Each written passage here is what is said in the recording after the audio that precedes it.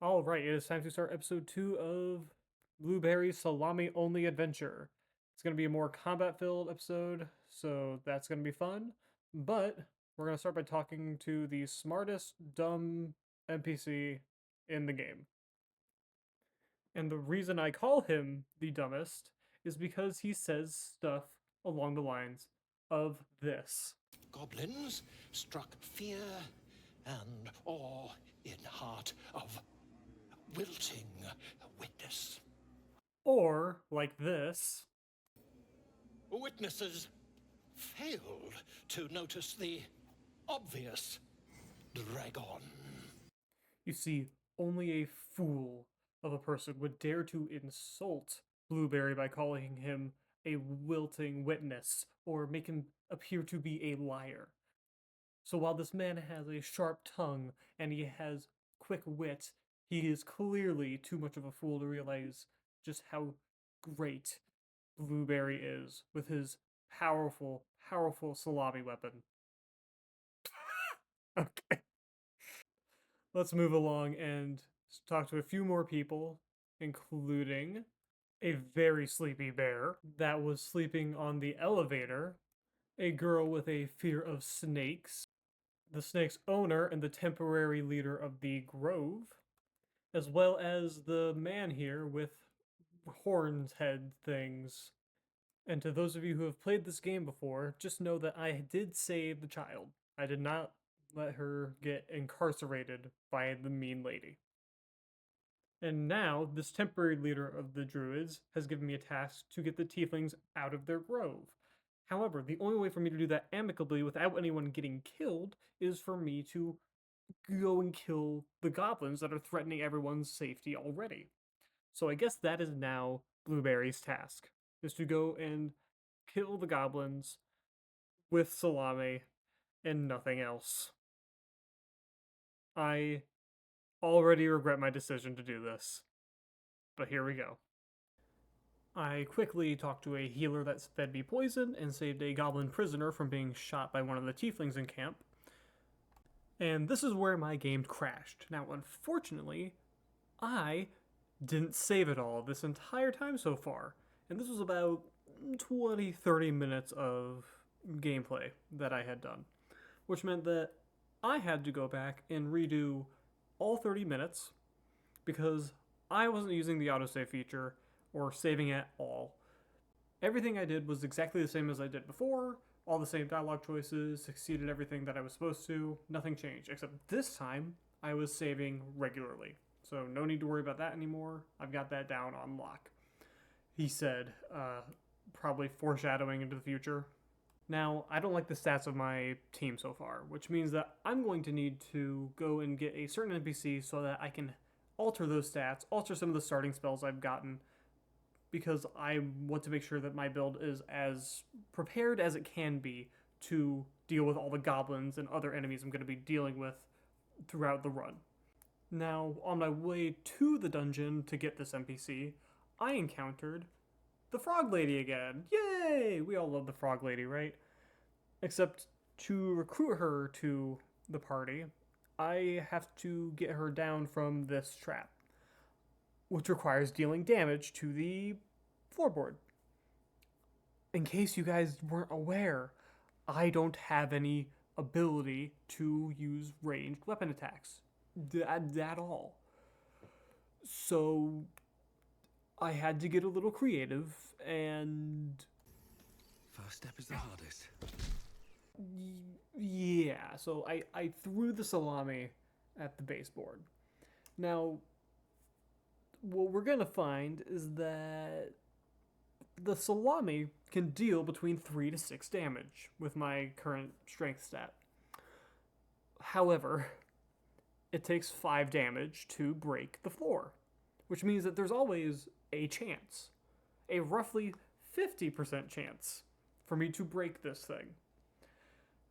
And every time I throw it, I can no longer reach it unless it breaks the floor because it is so high up that my character can't possibly reach it, although I'm sure he could if he jumped because Blueberry is very tall.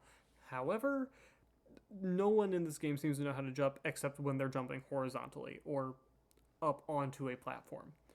So, unfortunately for us, we're not going to be able to get it unless we just reload the save. So let's see how many attempts this takes, shall we? Nope. As you say. Nuh-uh. You say. There we go. 4 times in total.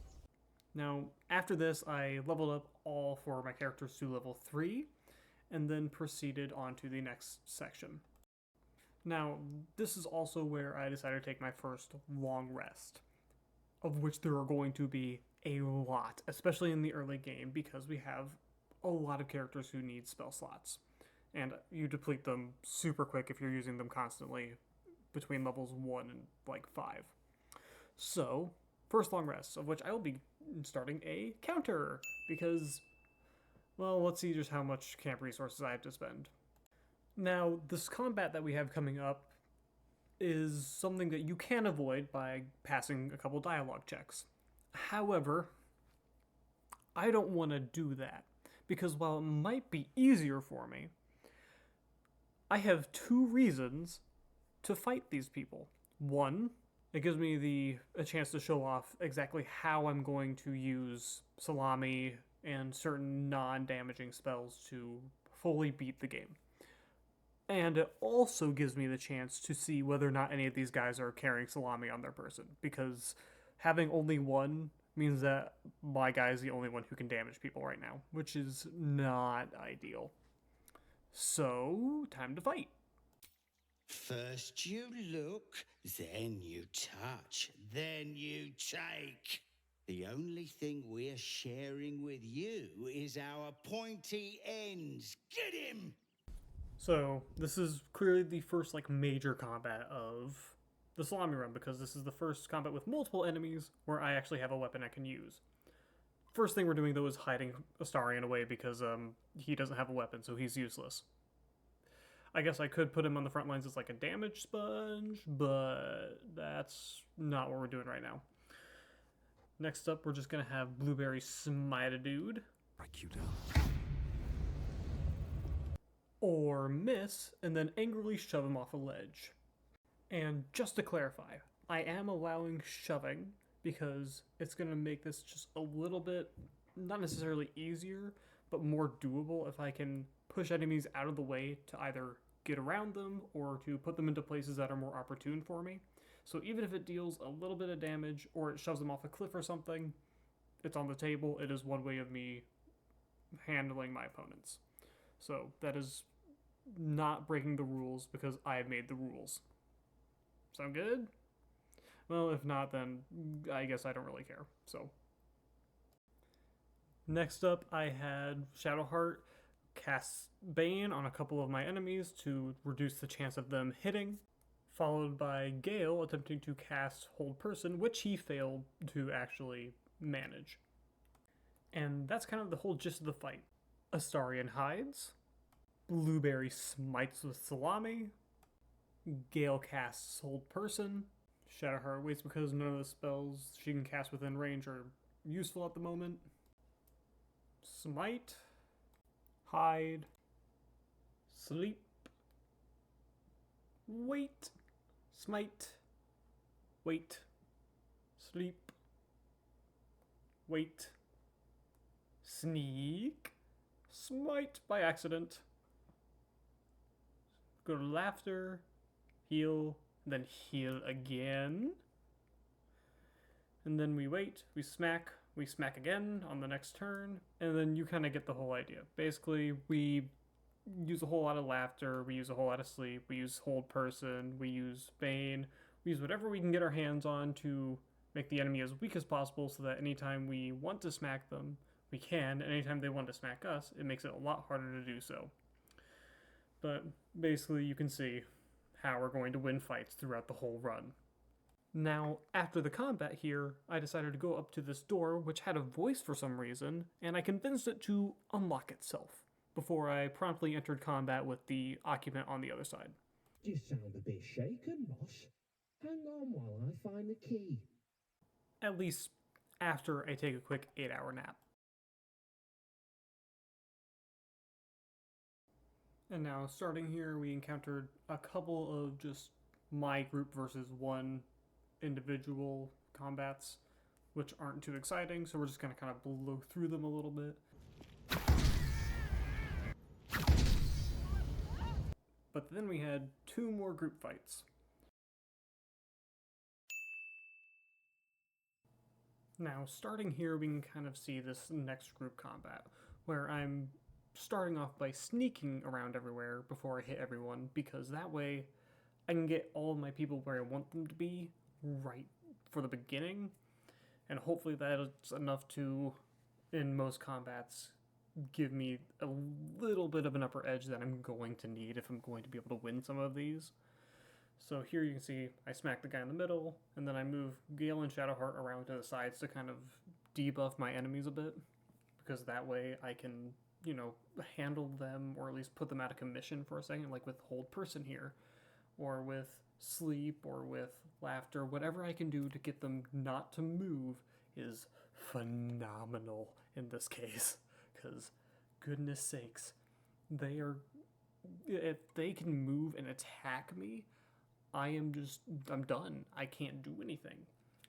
So all the hope just goes towards, having Blueberry come in, smack people around, and the other people, either be distractions like Astarion, who I have decided fully at this point that he's just going to be on the front lines until he gets a weapon, or debuffing enemies.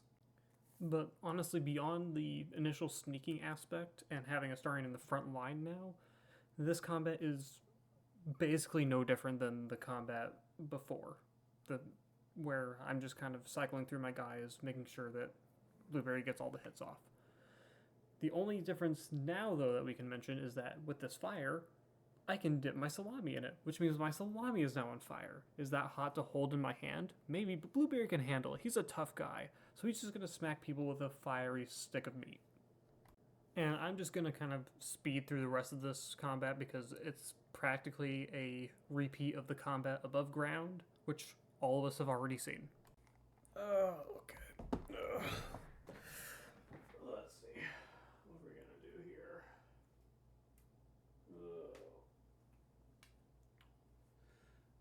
Go by milk. Do not return.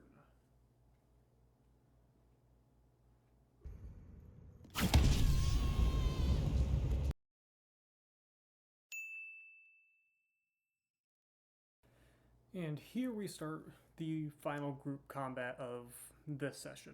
Now, this one is the most interesting because I am fighting skeletons, undead, which means that I have several spells that don't work on them. Spells such as Sleep, Hold Person, Command. All these things that I have been using to kind of manipulate my enemies, I can no longer use. Except for one spell. One spell, which is Tasha's Hideous Laughter, which is what we are going to use exclusively. Except when Gale fails to successfully land it and my enemies just shrug it off like it's no big deal. Now, because I cannot use those spells, the ones I'm more commonly using, like Hold Person and Sleep, this combat has become way more annoying. I wouldn't necessarily say harder, but it is more annoying. Because rather than having two spellcasters that can kind of debuff my enemies, I now only have one. And that one spellcaster only has one spell. I also have now two damage sponges. I have Astarion and Shadowheart, meaning I don't really have much else that they can do other than just stand in front of an enemy and hope they get hit, instead of someone like Blueberry or Gale. One thing I will mention, though, that kind of made this combat a bit easier for me is that prior to the fight, all the skeletons are dead on the ground. They're just regular skeletons. So I looted their corpses, which in any context in real world would be pretty wrong, but in this context, it's beneficial because it means that they do not have their weapons, including this Entombed Warrior who normally has a sword, and because he's the highest level, deals the most damage. Now, because they aren't really using their weapons, The only ones that are really a threat are the spellcasters, of which there are 4, which is fantastic for me, considering that my spellcasters are really, really weakened in this fight. But it still wasn't too much of an issue. It was just really annoying. Now, while I speed up the rest of this combat, I'm going to kind of discuss what my game plan is with the NPC I'm getting here. Because this character has a specific ability, which is the ability to kind of reset your character's stats and allow you to rework what you want that character to do. I will be doing that for all 4 of them, including Blueberry, because I realized I made a mistake with his character creation. But the 2 characters that really needed the most are Shadowheart and Gale, because while their stats are also iffy, like Blueberries and Astarians, one thing I've really noticed is that I don't really want a couple of their starting cantrips because they deal damage and I can't use them. So instead, we're just going to go to this guy to get the levels reset so that I can change what their starting cantrips are, what their starting stats are, so that I can use them more effectively. And this old dude who was sleeping in a coffin is the person we were trying to find. This is the one who will meet us back at camp during our next long rest, and we can use him to adjust what our stats are and starting spells. That one is more important, to be honest with you. All that said, this guy really needs to get like a day at the spa or some sort of lotion, because I hate to be the one to tell him, but I think he's got a few skin diseases. Now, as I look into altering Blueberry's stats here, I am mostly just changing the fact that I want less focus in strength and more focus in charisma. Doing this, I have also changed his dexterity to be a little bit higher, along with his constitution, and making sure his intelligence and wisdom are as low as they need to be because I do not need them for my build. All in all, though, not much different. For Shadowheart and Gale, however, we are changing their cantrips. Shadowheart is a bit more special, though, because I'm also changing her subclass, because I need it to be less focused on the trickery domain and I need more life. So we're going to life domain because I need more healing opportunities, because I just know for certain I'm going to come into times when I will be super dead if I do not have those extra heals. Gale here, you can see, is getting more of the spells that are not damage dealing but could potentially help me in just more niche scenarios. And then Astarian, I'm having him focus more on strength so that when he does get a Salami later, it can hit a little bit harder. Beyond that, though, nothing really has changed too much.